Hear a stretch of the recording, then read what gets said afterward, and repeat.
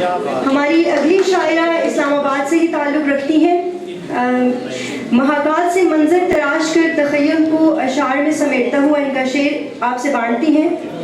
फसीले शाम के मंजर को पार करती हुई, फसीले शाम के मंजर को पार करती हुई, दिखाई दूंगी तुझे शब पे वार करती हुई। आप भरपूर तालियां बजाइए रुबाब तबस्सुम साहिबा के लिए। साहिब सदर की इजाजत से छोटा सा अपना तारुफ। दिल को अपने संभाल रखा है, आईने का ख्याल रखा है, एक तबस्सुम लबों पे रख के रुबाब नाम को हस्बे हाल रखा है। शुक्रिया।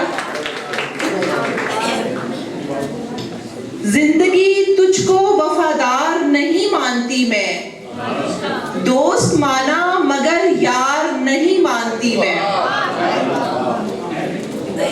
कल भी कौम को बेदार नहीं कहती, कल भी कौम को बेदार नहीं कहती थी, आज भी कौम को बेदार नहीं मानती मैं। दिल में रखी ही नहीं जीत की ख्वाहिश, लेकिन मेरी फितरत है कभी हार नहीं मानती मैं। लौट कर जाए न खाली कोई दर से मेरे, इससे बढ़कर कोई किरदार नहीं मानती मैं।